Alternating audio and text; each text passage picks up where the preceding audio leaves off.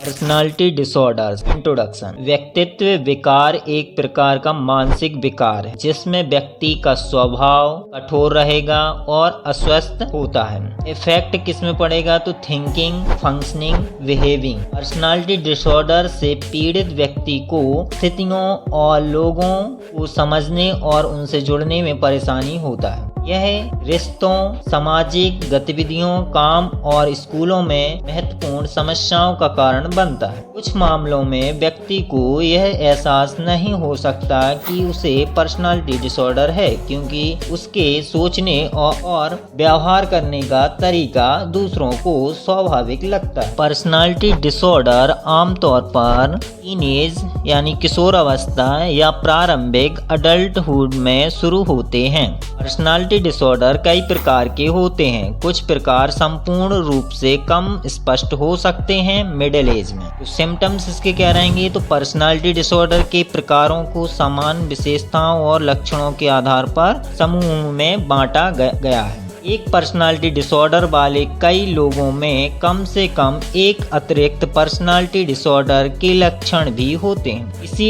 Disorder का निदान करने के लिए सूचीबद्ध सभी लक्षण दिखाना आवश्यक नहीं है। क्लस्टर एक पर्सनालिटी डिसऑर्डर की विशेषता है और इसेंट्रिक और थिंकिंग और बिहेवियर। आप पैरानॉइड पर्सनालिटी यानी पागल व्यक्तित्व, दूसरों और उनके उद्देश्यों के प्रति ध्यान देने योग्य, अविश्वास और संदेह रहता है। अनुचित विश्वास की दूसरे उन्हें नुकसान पहुंचाने की कोशिश कर रहे हैं। दूसरों की वफादारी या विश्वसनीयता पर अनुचित संदेह। इस अनुचित भय के कारण दूसरों पर विश्वास करने में झिझक कि दूसरे लोग जानकारी का उपयोग उनके विरुद्ध करेंगे। निर्दोष टिप्पणियों या मेरे धमकी वाली स्थितियों को व्यक्तिगत अपमान या हमलों के रूप में समझना। कथित अपमान या अपमान पर गुस्सा या शत्रुतापूर्ण प्रतिक्रिया।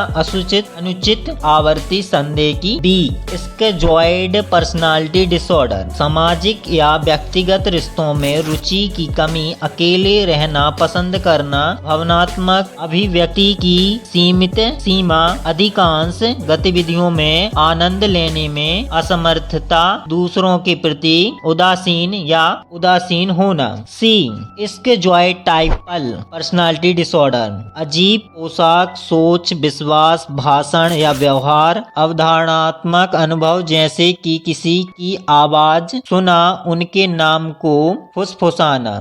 सपाट भावनाएं, अनुचित भावनात्मक प्रतिक्रियाएं देना। सामाजिक चिंता और करीबी रिश्तों में कमी या असुविधा। दूसरों के प्रति उदासीन, अनुचित या संदिग्ध प्रतिक्रिया। जादुई सोच का मानना है कि वह अपने विचारों से लोगों और घटनाओं की प्रभावित कर सकता है, चीजों को कैसे बदल सकता है। विश्वास है कि कुछ आकस्मिक घटनाओं या घटनाओं में छिपे हुए संदेश हैं जो केवल उनके लिए हैं। Cluster B personality disorder. नाटकीय, अत्यधिक भावुक या अप्रत्याशित सोच या व्यवहार। असामाजिक व्यक्तित्व विकार, बॉर्डरलाइन व्यक्तित्व विकार, एंड हिस्टोरिक व्यक्तित्व विकार और आत्म केंद्रित व्यक्ति अहंकारी व्यक्तित्व विकार। Anti social personality disorder. तो दूसरों की जरूरत या भावनाओं की अपेक्षा करना, लगातार झूठ बोलना,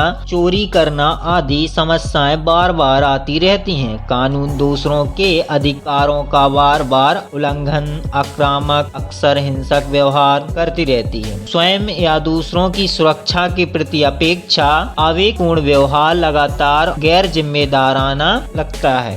बी बॉर्डरलाइन पर्सनालिटी डिसऑर्डर। आवेगपूर्ण और जोखिम भरा व्यवहार जैसे जुआ खेलना या अत्यधिक खाना खाने पर नियंत्रण खोना। अस्थिर आत्म छवि, अस्थिर और प्रांगण कारण रिश्ते मूड में उतार चढ़ाव अक्सर पारस्परिक तनाव की प्रतिक्रिया के रूप में आत्मघाती व्यवहार या स्वयं को चोट पहुंचाने का इरादा, अकेले रहने का तीव्र भय, खाली दिन की निरंतर भावनाएं, क्रोध का बार बार तीव्र प्रदर्शन, तनाव संबंधी भावनात्मक अस्थिरता जो आती और जाती रहती हैं। सी, हिस्टोनिक पर्सनालिटी डिसऑर्डर, लगातार ध्यान आकर्षित करना, ध्यान आकर्षित करने के लिए अत्यधिक भावनात्मक, नाटकीय या शारीरिक रूप से उत्तेजक मजबूत राय के साथ नाटकीय ढंग से बोलता है, लेकिन उनके समर्थ में कुछ तथ्य या विवरण नहीं होते हैं। आसानी से दूसरों से प्रभावित हो जाते हैं। उथली तेजी से बदलती भावनाएं, शारीरिक बनावट को लेकर अत्यधिक चिंता, सोचता है कि दूसरों के साथ रिश्ते वास्तव में जितने करीब हैं उससे कहीं ज्यादा करीब हैं। D, self central personality disorder, विश्वास की वह विशेष है और उससे भी अधिक पूर्ण अन्य शक्ति, सफलता और आकर्षण के बारे में कल्पनाएं, दूसरों की जरूरतों और भावनाओं को पहचानने में विफलता, उपलब्धियों या प्रतिभाओं का अतिशयोक्ति, निरंतर प्रशंसा और प्रशंसा की अपेक्षा, अहंकार, एहसान और फायदे की अनुचित उम्मीद, अक्सर दूसरों का फायदा उठाना, दूसरों से ईर्ष्या या यह विश्वास दूसरे आपसे ईर्ष्या करते हैं। Cluster C personality disorder, cluster C personality disorder, इसकी विशेषताएं हैं भयभीत व्यक्तित्व, डरावनी सोच या व्यवहार विकार, आश्रित व्यक्तित्व विकार और जुनूनी